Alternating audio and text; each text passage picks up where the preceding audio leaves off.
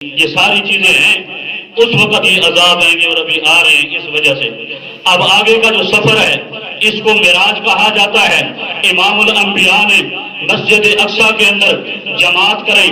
اس مسجد سے اقصیٰ سے لے کے عرش معلیٰ کا جو سفر ہے اس کو معراج کہتے ہیں۔ یہ معراج کہاں سے شروع ہوا، کیسے ہوا؟ جبرائیل امین نے جنت سے ایک سواری لی۔ مفسرین نے لکھا ہے یہ کون سی سواری ہے؟ جنتی سواری ہے جو خچر سے چھوٹی ہے اور گدھے سے بڑی ہے، معتدل سواری ہے، لیکن اس کی سپیڈ کتنی ہے کہ اللہ رب العزت نے 1400 سال پہلے بتلا دیا ہے کہ لوگ کہیں گے، لوگ دنیا کے اندر کہیں گے، کوئی کہہ سکتا ہے، اعتراض کر سکتا ہے یہ کون سی بات ہے، ہم نے F-16 طیارے ایجاد کر لیے ہیں، ہم نے جنگی جہاز بنائے ہیں، ایسے ایسے طیارے ایجاد کیے ہیں جن کی سپیڈ بہت زیادہ ہے، لیکن اللہ تعالیٰ نے فرمایا جو میں نے سواری بھیجی ہے، مفسرین نے، محققین نے لکھا ہے یہ برق رفتار جو سواری تھی جس کو براق کہا جاتا ہے، اس کی سپیڈ کتنی تھی؟ مفسرین نے لکھا ہے جہاں جہاں اللہ کے نبی کی نگاہ جاتی تھی وہاں اس سواری کا قدم جاتا تھا۔ یہاں سے یہ سفر شروع ہوا۔ اللہ بتلانا چاہتا ہے کہ میں ہر چیز کے اوپر قادر ہوں، اپنے نبی کو رات کے تھوڑے سے حصے کے اندر عرشوں کی سیر کرا سکتا ہوں۔ میرے نزدیک کوئی بات بھی مشکل نہیں ہے، اگر میں کسی چیز کو بنانا چاہوں کون فایا کون اس کو کہتا ہوں کہ ہو جا، وہ ہو جاتی ہے۔ میں نے زمین و آسمان کو بنایا، میں نے کہا کن ہو جاؤ، بن گئے۔ میں نے آسمان کو کہا کن ہو جاؤ، بن گئے۔ درختوں کو کہا کن بن جاؤ، اگ جاؤ، پیدا ہو جاؤ۔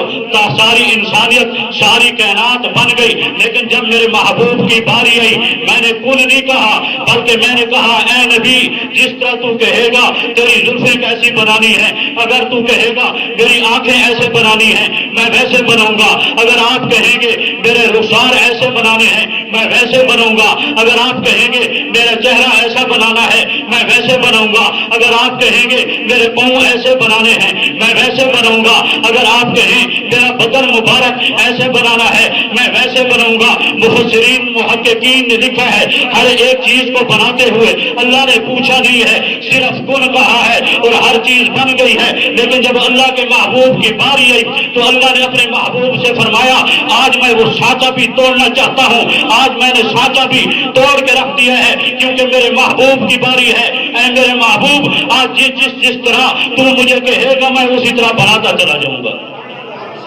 اللہ کے محبوب سفر کرتے ہیں، وہاں سے یہ سپیڈ رفتار برق رفتار سواری چل پڑتی ہے، پہلے آسمان پہ جاتے ہیں، پہلے آسمان پہ ملاقات حضرت آدم علیہ السلام سے ہے، دوسرے آسمان پہ ملاقات حضرت عیسیٰ سے ہے، تیسرے آسمان پہ ملاقات حضرت یوسف سے ہے، چوتھے آسمان پہ ملاقات حضرت ادریس سے ہے، پانچویں آسمان پہ ملاقات حضرت ہارون سے ہے، چھٹے آسمان پہ ملاقات حضرت موسیٰ سے ہے، ساتویں آسمان پہ ملاقات حضرت ابراہیم سے ہے۔ اے اللہ آپ کے پیغمبر تو بہت کثیر تعداد کے اندر ہیں لیکن بالخصوص ان سات کے ساتھ ملاقات کیوں کرے گی؟ قربان جو علماء، قربان جو محققین، محدثین، مفسرین تمہاری عقل کے اوپر، تمہاری فہم و فراست کے اوپر بڑا عجیب عجیب نکات بیان کیے ہیں، لکھنے والوں نے لکھا ہے اللہ رب العزت نے بتلا دیا اے میرے محبوب پیغمبر میں نے آپ کی سب سے پہلے آسمان پہ ملاقات حضرت آدم سے کری، وجہ کیا ہے اے میرے محبوب پیغمبر یہ آپ کے ابا جان ہیں، ساری انسانیت کے باپ ہیں، آپ ان سے مل لیجیے، سب سے پہلے ملاقات ان سے کیجیے۔ امام الانبیاء نے ملاقات دوسرے آسمان پہ حضرت عیسیٰ سے کی، اللہ نے بتلا دیا اے میرے محبوب پیغمبر یہ میرے وہ پیغمبر ہیں حضرت عیسیٰ ہیں جو آپ کے آنے سے پہلے آخری پیغمبر ہیں، حضرت عیسیٰ کے بعد کوئی بھی پیغمبر نہیں آیا، کافی عرصہ گزر چکا، اس کے بعد میں نے آپ کو مبعوث کیا ہے، یہ وہ پیغمبر ہیں جن کو میں نے زندہ آسمانوں پہ اٹھایا ہے اور کل قیامت کے دن زندہ واپس لاؤں گا، آپ ان سے بھی ملاقات کر لیجئے۔ تیسرے آسمان پہ ملاقات حضرت یوسف سے ہے، اللہ بتلانا چاہتا ہے اے میرے محبوب یہ میرا یوسف پیغمبر جو ہے اس کو لوگوں نے ستایا ہے اور بیگانوں نے بھی نہیں پرائے لوگوں نے بھی نہیں اپنے رشتہ داروں نے ستایا ہے اور آخر وقت ایسا آیا تھا اللہ نے حضرت یوسف کو فتح عطا کی اور حضرت یوسف نے اپنے لوگوں کو معاف کر دیا تھا اے میرے محبوب پیغمبر آپ بھی پریشان مت رہنا آپ کو لوگ ستائیں گے کبھی تو طائف کی وادیوں کے اندر آپ کو پتھر ماریں گے کبھی آپ کو شاعر اور کبھی آپ کو شاعر کہا جائے گا لیکن میرے محبوب آپ نے گھبرانا نہیں ہے آپ کو اپنے لوگ ستائیں گے آپ کا سکا چچا ابو لہب آپ کے چہرے کے اوپر پتھر مارے گا لیکن ایک ایسا وقت آئے گا میں آپ کو پوری کائنات کے اوپر فتح عطا کروں گا اور آپ بھی لوگوں کو معاف کر دیں گے اور اس کے بعد چوتھے آسمان پہ ملاقات حضرت ادریس سے کرائی گئی اللہ نے بتلا دیا اے میرے محبوب پیغمبر یہ میں نے ملاقات اس لیے کری کیونکہ آپ بھی لوگوں کو خطوط بھیجیں گے اور دعوت و تبلیغ کے لیے لوگوں کو بلائیں گے لوگوں کو اسلام کی دعوت دیں گے مختلف ملکوں کے اندر مختلف شہروں کے اندر اور آپ کو خط لکھنے کی ضرورت پیش آئے گی یہ میرے ادریس پیغمبر ہیں جنہوں نے خطوط ایجاد کیے ہیں آپ ان سے رابطہ کر لیجئے اور اس کے بعد ملاقات جس سے کرائی جاتی ہے حضرت ہارون سے کرائی جاتی ہے اے میرے محبوب پیغمبر میں نے حضرت ہارون سے ملاقات اس لیے کرائی ہے کہ حضرت موسیٰ جب تورات لینے کے لیے کوہ طور پہ گئے پیچھے حضرت ہارون کی ڈپٹی لگا کر گئے اس قوم کو سنبھالنا لیکن قوم باز نہ آئی اور میری عبادت کو چھوڑ کے پچھڑے کی پوجا پاٹ کے اندر لگ گئی پچھڑے کو سجدہ کر دیا گوشالہ پرستی کے اندر مبتلا ہو گئے لیکن پھر ان کو یہ سزا ملی کہ ایک دوسرے کو انہوں نے قتل کیا اے میرے محبوب پیغمبر ایک وقت آئے گا مشرکین جو ہے آپ کو تنگ کریں گے اور مشرکین میری عبادت چھوڑ کے بتوں کی عبادت کریں گے اور خانہ کعبہ کے اندر 360 بت رکھ دیں گے اے میرے محبوب پیغمبر پھر ان لوگوں کو حضرت موسیٰ کی قوم کی طرح میدان بدر کے اندر قتل کیا جائے گا ان کے پرخچے اڑائے جائیں گے اے میرے محبوب پیغمبر چھٹے آسمان پہ ملاقات میں نے موسیٰ علیہ السلام سے اس لیے کری کہ یہ میرا وہ پیغمبر ہے جس نے شام کا جہاد کیا ہے جہاد تو کیا ہے لیکن شام کو فتح نہیں کیا شام کو فتح آپ کے بعد آپ کے جانشین یوشع ابن نون نے شام کا علاقہ فتح کیا ہے اے میرے محبوب پیغمبر آپ بھی شام کی طرف جہاد کریں گے لیکن آپ کے دور کے اندر شام کا علاقہ فتح نہیں ہوگا آپ کے جانشین حضرت عمر بن الخطاب آئیں گے اس شام کے علاقے کو فتح کریں گے آخر میں ساتھ آسمان پہ ملاقات حضرت ابراہیم سے کرائی جاتی ہے اے میرے محبوب پیغمبر آپ ساتویں آسمان پہ ملاقات ابراہیم سے کر لیجئے وہ کیوں امام الانبیاء کو فرمایا جاتا ہے اللہ تعالیٰ نے جواب دیا اے محبوب پیغمبر یہ میرا وہ پیغمبر ہے جس نے آپ کے لیے دعا کی ہے اے اللہ آپ کے خزانے کے اندر ایک چیز ہو جو کبھی کسی کو نہ دی ہو وہ میں مانگنا چاہتا ہوں یہ میرا پیغمبر وہ پیغمبر ہے میرا پیغمبر وہ پیغمبر ہے جس نے کعبے کی تعمیر کی ہے جس نے کعبہ بنایا ہے یہ کعبہ بنا کر چلے گئے ہیں اور آپ نے کعبے کی حفاظت کر لی ہے ابراہیم کعبہ بنا کر چلے گئے ہیں مشرکین نے 360 بت خانہ کعبہ کے اندر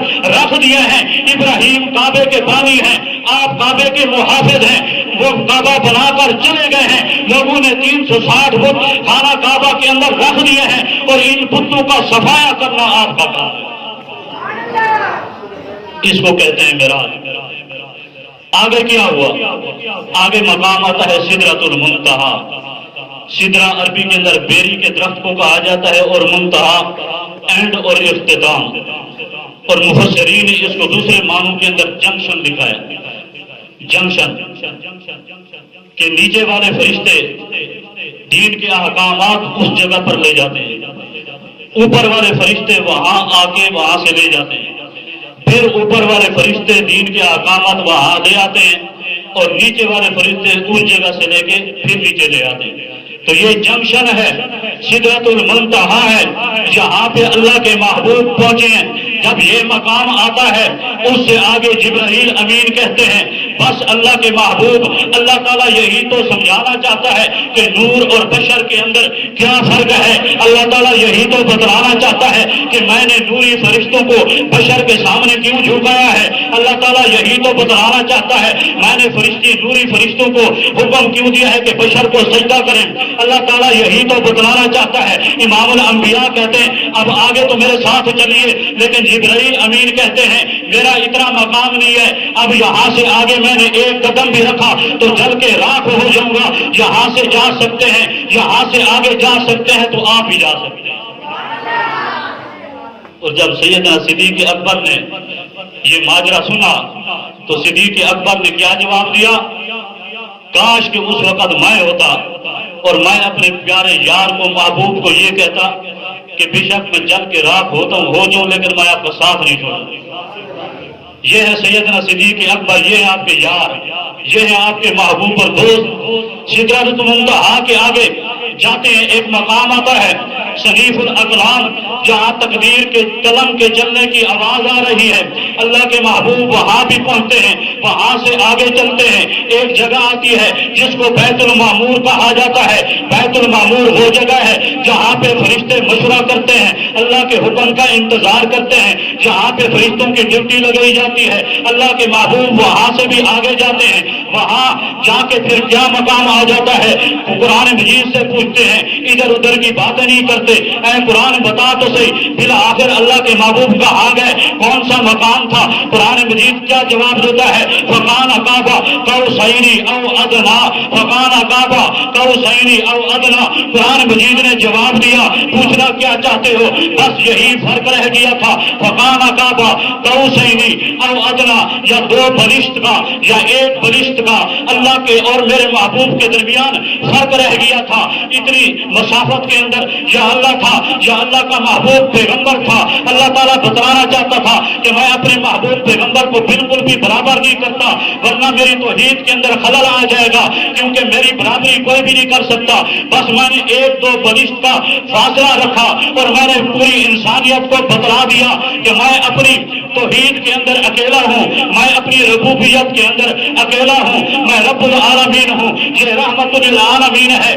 میری توحید کے اندر کوئی شریک نہیں ہے اور میرے محبوب کی رسالت کے اندر کوئی شریک نہیں ہے. ایک یا دو گٹھ بالشت کا فاصلہ رہ گیا تھا, اتنا سا فاصلہ تھا.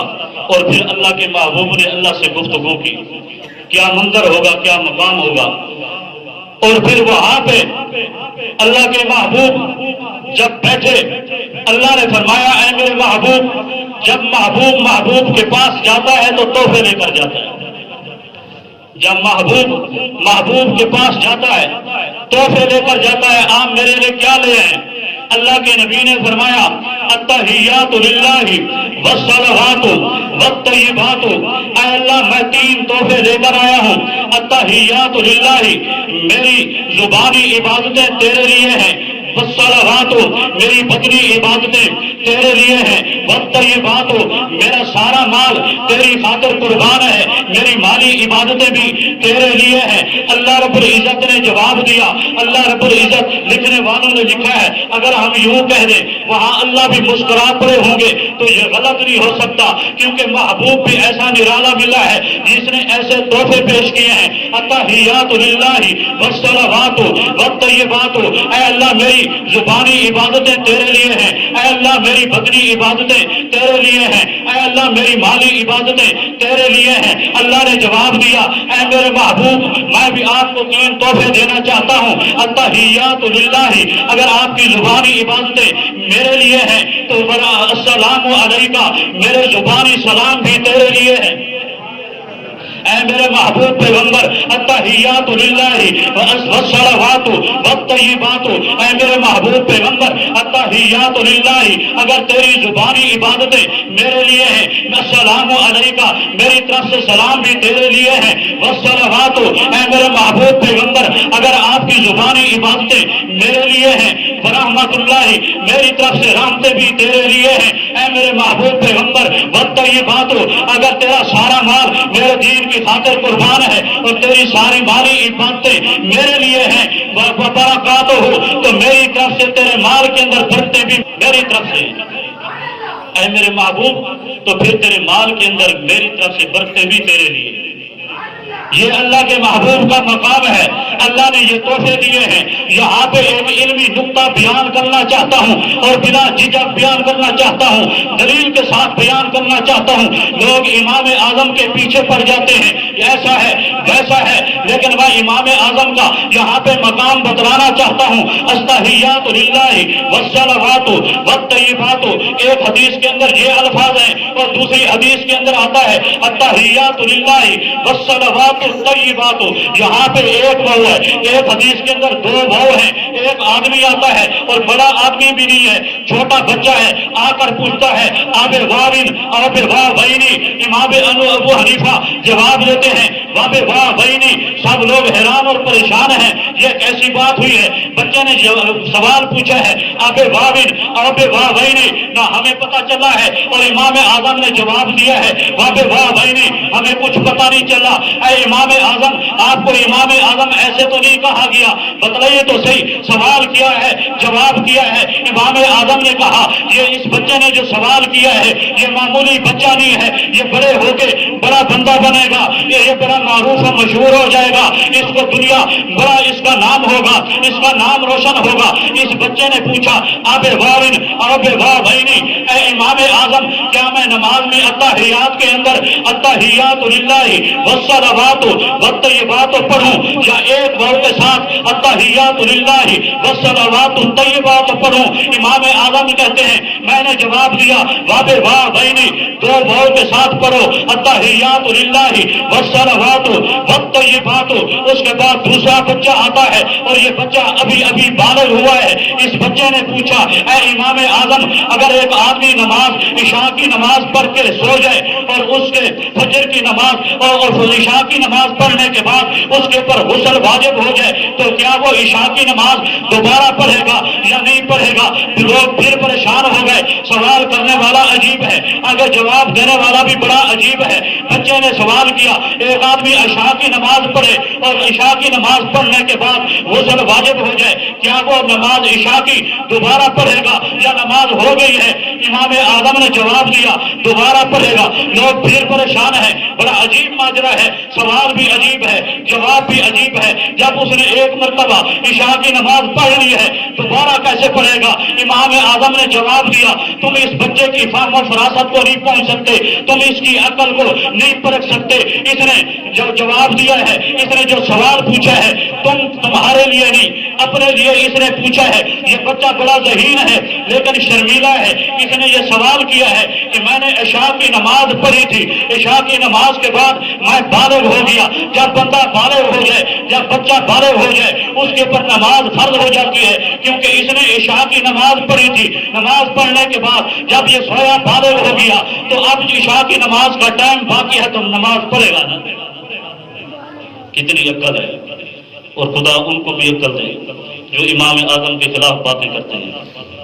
کیا عقلیں تھی ان کی، کیا فہم و فراست تھی؟ امام اعظم نے جواب دیا کہ ہاں میں نے کہا نماز پڑھنی ہے۔ پھر بچے نے ایک جملہ بیان کیا لا شرقیہ ولا غربیہ، لا شرقیہ ولا غربیہ، لا شرقیہ ولا غربیہ۔ پھر لوگ حیران کہ یہ جاتے جاتے کیا بات کر گیا ہے۔ امام اعظم نے جواب دیا اس نے مجھے قرآن مجید کی آیت پڑھ کر دعا دی ہے۔ کون سی دعا دی ہے؟ اس بچے نے آیت پڑھ کے یہ دعا دی ہے زیتون اکلہ شرقیہ ولا غربیہ۔ اے امام اعظم اللہ تیری عمر کے اندر برکتیں عطا فرمائے، اے امام اعظم اللہ تیرے علم و عمل کے اندر برکتیں عطا فرمائے، تو نے میرا مسئلہ بھی حل کر دیا ہے۔ امام اعظم زیتون اکلہ شرقیہ ولا غربیہ، اس بچے نے جاتے جاتے مجھے جواب دیا ہے کہ اللہ تجھے بے مثال بنا دے، جس طرح زیتون کا درخت بے مثال ہے، اور قرآن مجید کہتا ہے زیتون کا درخت کون سا درخت ہے؟ زیتون اکلا شرقیہ ولا غربیہ، زیتون کا درخت ایسا درخت ہے، مفسرین نے لکھا ہے اللہ تعالیٰ نے نور والوں کی، مومن لوگوں کی، ایمان والوں کی مثال ایسے دی ہے جس طرح زیتون کا تیل ہو اور ایک چراغ کے اندر زیتون کا تیل ڈالا جائے اور چراغ بھی بڑا صاف اور شفاف ہو اور وہ چراغ بھی ایک شیشے کے فانوس کے اندر بند ہو، جس طرح اس کی روشنی صاف اور شفاف ہوگی، اسی طرح ایمان والوں کی روشنی بھی قیامت کے دن صاف اور شفاف ہوگی۔ جس طرح زیتون کا درخت لا شرقیہ ولا غربیہ، نہ مشرق کے اندر اس کی مثال موجود ہے نہ مغرب کے اندر اس کی مثال موجود ہے، جس طرح زیتون کا درخت بے مثال ہے، اے امام اعظم اللہ بھی تجھے بھی اسی طرح بے مثال بنا دے۔ کیسے لوگ تھے، کیا عقل تھی۔ آگے اللہ کے محبوب واپس آتے ہیں، اللہ تعالیٰ 50 نمازیں عطا کرتے ہیں، اور جب امام الانبیاء حضرت موسیٰ تک پہنچتے ہیں، حضرت موسیٰ علیہ السلام کہتے ہیں یہ 50 نمازیں نہیں پڑھیں گے، 50 نہیں پڑھیں گے اور کم کرا کے۔ اللہ کے محبوب پیغمبر سبحان اللہ اونچے واسطے نمازیں کم کس کی وجہ سے کریں؟ ہماری وجہ سے۔ اللہ کے محبوب واپس جاتے ہیں، اے اللہ میری امت 50 نمازیں نہیں پڑھے گی، اللہ تعالیٰ 5 کم کر دیتے ہیں، 45 رہ جاتی ہیں۔ پھر آتے ہیں موسیٰ علیہ السلام کے پاس، موسیٰ علیہ السلام کہتے ہیں کہ یہ بھی نہیں پڑھیں گے، ایسے ہے یا نہیں؟ موسیٰ علیہ السلام کہتے ہیں یہ بھی نہیں پڑھیں گے، دوبارہ جائیں۔ حضرت موسیٰ علیہ السلام دوبارہ گئے، 5 اور کم ہو گئی، 40 رہ گئی۔ کرتے کرتے آپ صلی اللہ علیہ وسلم چکر لگاتے رہے، میرے اور آپ کی خاطر نمازیں کم کرواتے رہے، آخر میں 5 رہ گئی۔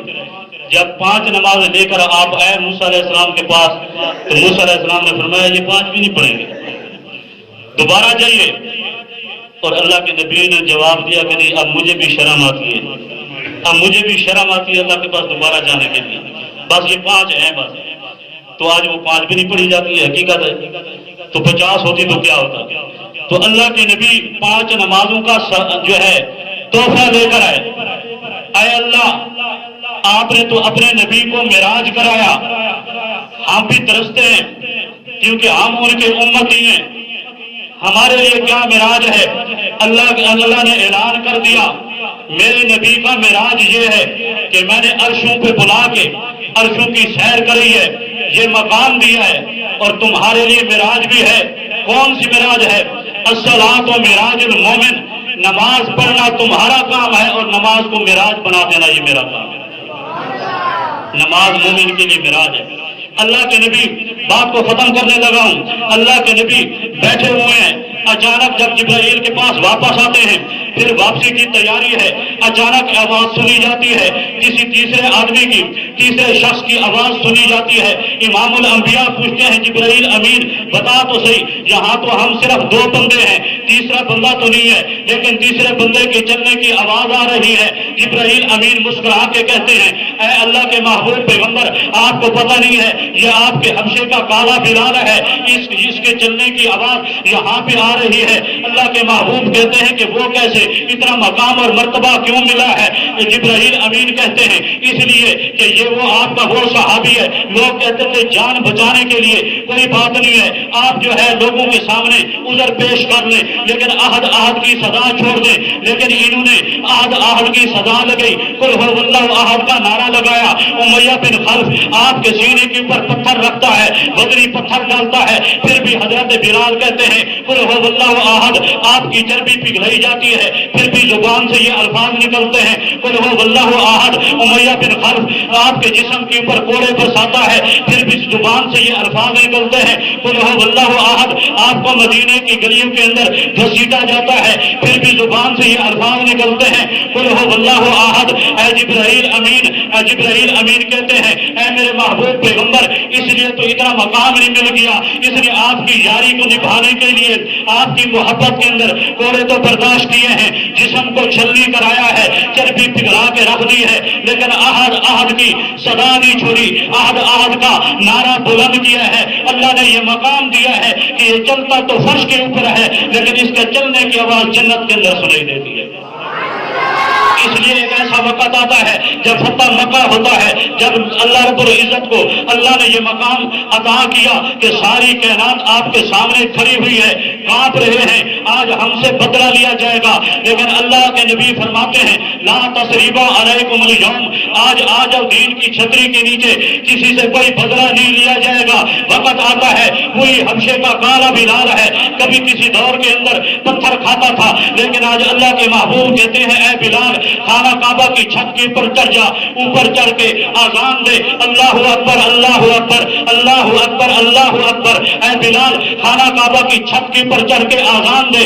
بلال حیرت زدہ ہو کے پوچھتے ہیں اے اللہ کے نبی انا رفیع الصوت، میری آواز تو بہت بلند ہے، اگر میں آزان دوں میری آواز پورا محلہ سنتا ہے، مدینے کے گلی کوچوں کے اندر میری صدا بلند ہوتی ہے، لوگ دیواروں کی پر چڑھ کے میری آزان کی آواز سنتے ہیں، تمام بچے سامنے آ جاتے ہیں، خانہ کعبہ کی چھت پہ چڑھ کے آزان دینے کی کیا ضرورت ہے؟